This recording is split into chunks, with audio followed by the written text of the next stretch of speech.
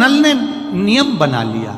अब इनको मालूम नहीं पड़ा कि सालों निकल गए, निकलते निकलते इनको नहीं मालूम पड़ा कि मलमास आ गया। और मलमास आया और वो मलमास, वो अधिक मास सावन के महीने में आ गया। संजोग ऐसा बन गया कि मलमास पूरा धीरे धीरे धीरे धीरे करते करते सावन के 15 दिन इधर रह गए, 15 दिन उधर रह गए, बीच में मलमास फंसा था। इस अधिक मास का पूरा महीना निकला, अमावस्या का दिन आ गया और इधर सावन लग रहा था, इधर अमावस्या पड़ गई और दूसरे दिन सावन के 15 दिन पड़ना थे, शिव के दिन पड़ना थे। और शास्त्र कहता है अधिक मास का आखिरी दिन और सावन का महीना वापिस लग रहा हो, उस दिन 33 कोटि देवी देवता भगवान शंकर के मंदिर में खड़े होकर अपनी जिंदगी का सारा पुण्य लौटाकर चालू कर देते हैं, पूरा पुण्य।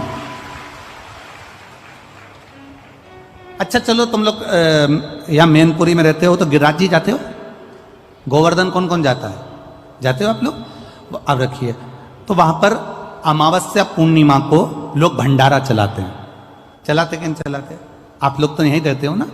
कहीं कहीं अमावस्या पूनम को अमावस्या पूर्णिमा को भंडारा क्यों चलाते हैं? उसका कारण क्या है? इनने कौन सी कथा सुन रखी है कि अमावस्या पूर्णिमा को भंडारा करो? अमावस्या के दिन कोई शंकर का भगत आ गया, कोई शिव का उपासक आ गया, कोई शिव का ओघड़दानी का भगत आ गया, कोई नारायण का भगत आ गया, उसको कुछ खिला दो, उसका मुंह झूठा करा दो। आखिर कारण क्या है? बड़े बड़े घरों में ब्राह्मण को निमंत्रण दिया जाता है, अमावस्या है पंडित जी आ जाना, भोजन कर जाना। पूर्णिमा है पंडित जी आ जाना, भोजन कर जाना। पूर्णिमा के दिन कथा कर जाना, अमावस्या के दिन कथा कर जाना। अमावस पूनम का ऐसा योग क्यों बनता है? उसका कारण केवल एक, शिव महापुराण की कथा कर रही है। अमावस्या अधिक मास के 30 दिन पूरे हो रहे हैं। अमावस्या का दिन था, दूसरे दिन सावन का महीना वापिस चालू, श्रावण वापिस चालू होना था। दोनों का जब संजोग होता है, सावन के अधिक मास का जब संजोग होता है, विराम का दिन होता है। आपको कथा में भी पहले कहा, मेहमान तुम्हारे यहाँ रहते हैं जब तक बच्चों को कुछ नहीं देते हैं। मेहमान जिस दिन जाते हैं 200-500 रुपए बच्चों को दे जाते हैं। अधिक मास का विराम का दिन और सावन का वापिस मध्य का प्रारंभ का दिन वापिस हो जाता है। जब अधिक मास विराम होगा, सावन वापिस चालू होगा, उस दिन 33 कोटि देवता, यक्ष, गंधर्व, देवता, पितर सब उस दिन लुटाते हैं, संपदा देते हैं, वैभव देते हैं। और उस दिन भूल से भी अगर एक कनेर का फूल शंकर भगवान पर चढ़ जाता है तो जिंदगी का सारा भंडार बाबा भर जाता है। एक पुष्प, कनेर देखा है? पंचपुष्प शिव महापुराण की कथा बाची है पहले, उसमें कनेर के फूल का भी दर्शन कराया था। ये रोड के ज्यादातर लोग ये कनेर का जो फूल है ना रोड के बीच में लगा देते, क्योंकि उसको जानवर भी नहीं खाता, पशु भी नहीं खाता, पक्षी भी नहीं खाता, जहरीला इतना होता है, पीले कलर का होता है, लंबा, काम भी कुछ नहीं आता। बस वो कनेर का फूल, और आंधी तूफान पानी गिरता है तो जमीन पर टपक जाते, ढेर सारे गिर जाते। देखे कि नहीं देखे? अरे बोलो तो जम के, देखा है ना? उसको बकरी भी नहीं खाए, पशु भी नहीं खाए, पक्षी भी नहीं खाए, जानवर भी नहीं खाए, जहरीला कनेर का पीला पुष्प। भूलवश आज राजा नल और दमयंती जा रहे थे, उनको फूल नहीं मिले, शिव जी को समर्पित करने के लिए कोई पुष्प ना मिला। इनको अंदाजा नहीं है कि आज अधिक मास का विराम है, आज दूसरे दिन सावन का वापिस मिलन है। इनको नहीं ज्ञात था कि 33 कोटि देवता अपना भंडार लुटाने के लिए तैयार रहते हैं। 33 कोटि देवता भूलवश।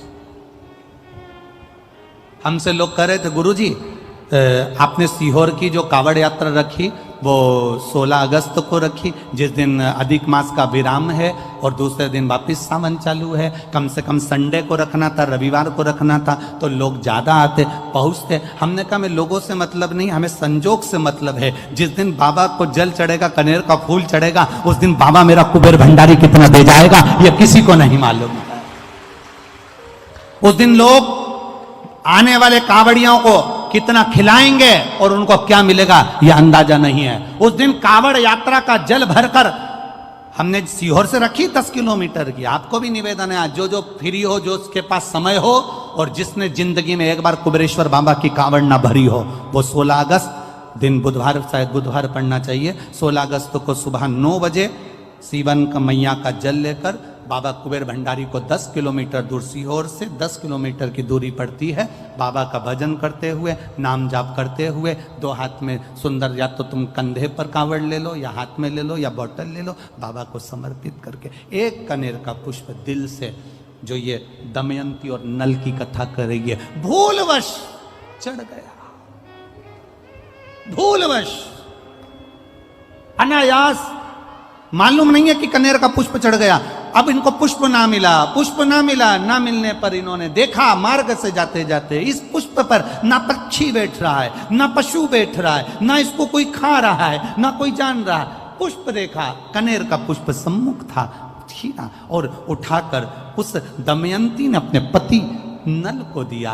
नल ने वो पुष्प देव अधिदेव महादेव को समर्पित किया। समर्पित करा हुआ पुष्प नीचे गिर गया। नीचे गिरा तो वो गिरता हुआ पुष्प अशोक सुंदरी वाली जगह पर जाकर टिक गया। तब अशोक सुंदरी ने देव अधिदेव महादेव से कहा, पिताजी इसने पुष्प मुझे दिया है। शिव कहते हैं ये पुष्प जो मुझे प्राप्त हुआ था, मैंने तुझे दिया था। ये स्थान देवी का हस्त कमल है।